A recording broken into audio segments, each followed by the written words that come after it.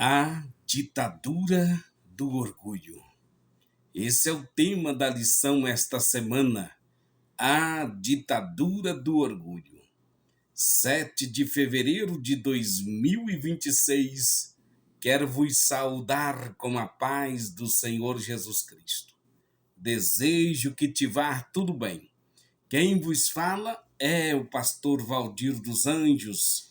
Eu quero aqui, desde já, te agradecer pelo seu carinho, pelo cuidado que você tem, honrando a palavra de Deus e ouvindo a palavra de Deus, compartilhando, deixando o seu like, comentando e mandando para mais pessoas. Me ajude, seja um canal de bênção e seja abençoado também, seja curado, seja tocado, seja liberto, seja abençoado por Deus e transformado pelo poder desta palavra que é viva e eficaz e transformadora. O tema da lição eu já disse e repito: a ditadura do orgulho. O tema deste sábado, da meditação diária deste sábado é: prove cada um a sua própria obra. O texto de meditação encontra-se no Gálatas, capítulo de número 6, versículo 1 ao 5, e temos também como objetivo geral, ou seja, nosso objetivo aqui nesse estudo é te levar a conhecer as consequências do orgulho na vida do rei Uzias e aplicar a prova pessoal da própria obra diante de Deus. Portanto, vejamos, o orgulho é uma força silenciosa que cresce. O orgulho é uma força silenciosa que cresce quando o sucesso não é vigiado pela humildade.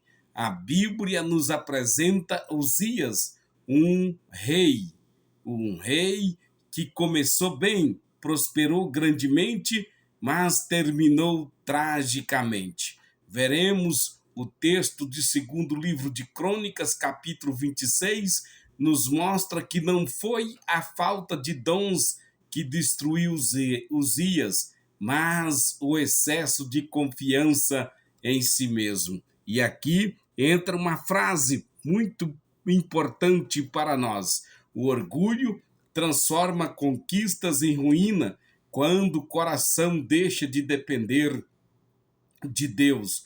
O orgulho transforma conquistas em ruína quando o coração deixa de depender de Deus. Uzias viveu num tempo de expansão, vitórias, milagres e prosperidade nacional.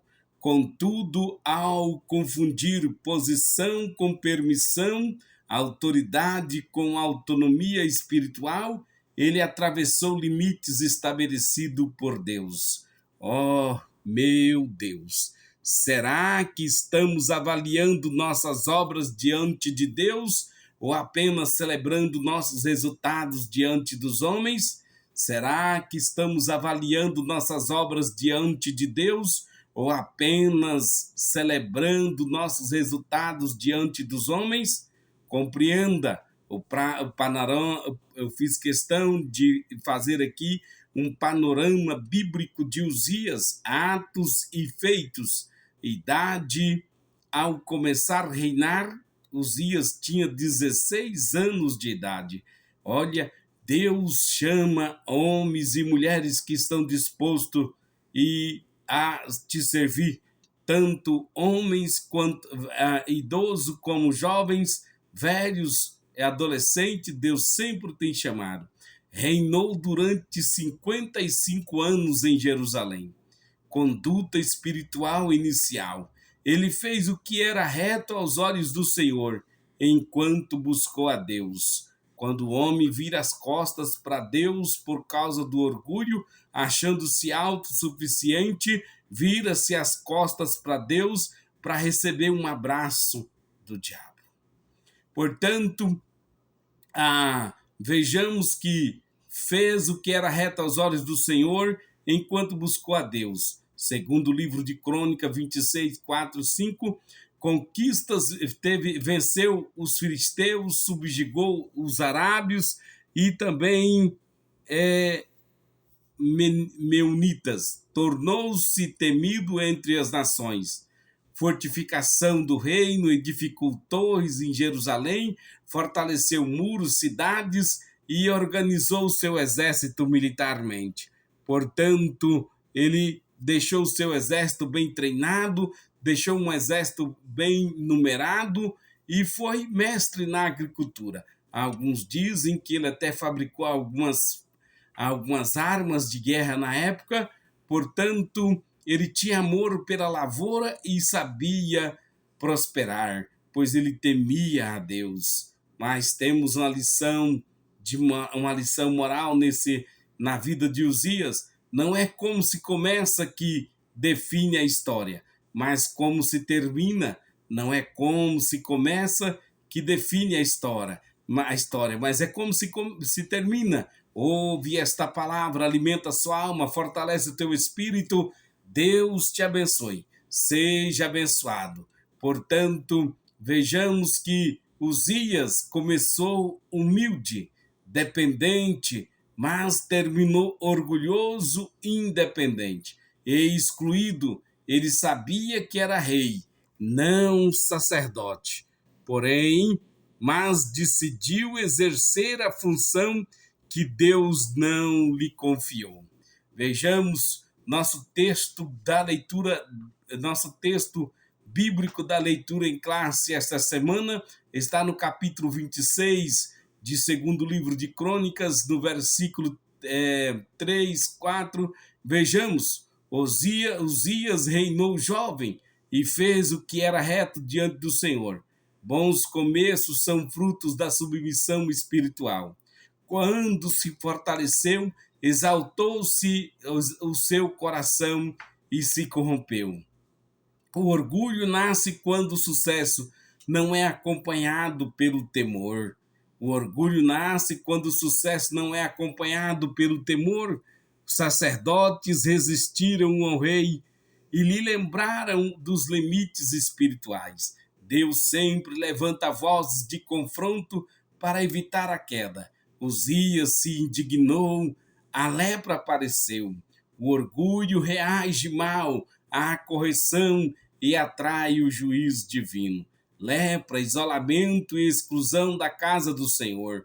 O pecado do orgulho afeta a comunhão e saúde e ministério. Portanto, vejamos que dentro do texto de Gálatas nós temos também uma explicação aplicada.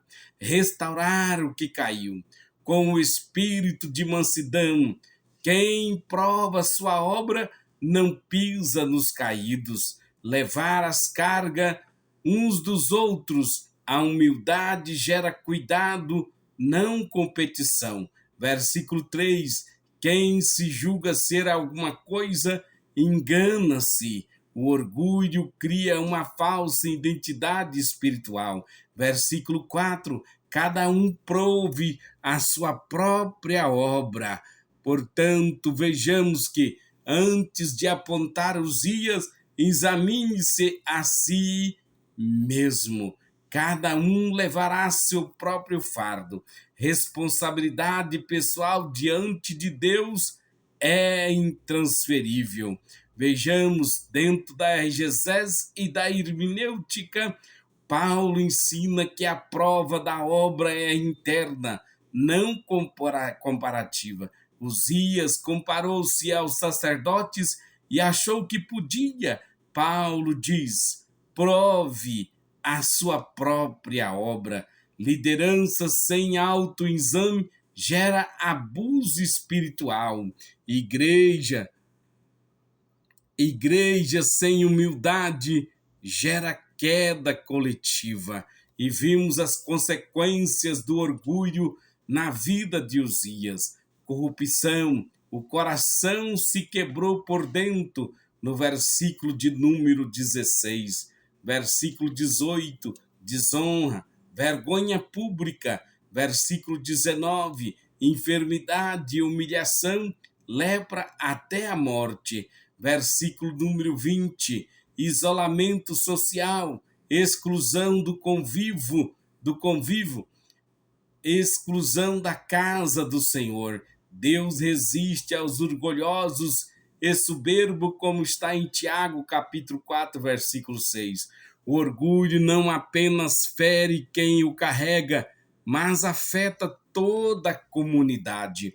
Vejamos, Jesus declarou: bem-aventurados os humildes, bem-aventurados humildes, a humildade é o caminho da plenitude espiritual. Como disse Matthew Henry, ser humilde é esvaziar de si para ser cheio de Cristo. Ser humilde é esvaziar de si para ser cheio de Cristo. O orgulho nos afasta do altar, a humildade nos mantém na presença. De que adianta ganhar reinos e perder o acesso à casa do Senhor, que é o Rei dos Reis. Uzias perdeu o que era mais precioso: comunhão, como costuma dizer o pastor Luciano Subirá, o orgulho é o pior inimigo da sabedoria. Alguém pode se tornar orgulhoso ao contar as vezes que leu a Bíblia. Uma das fases do orgulho é a autossuficiência. Há uma diminuição na busca por Deus com o passar do tempo e da experiência.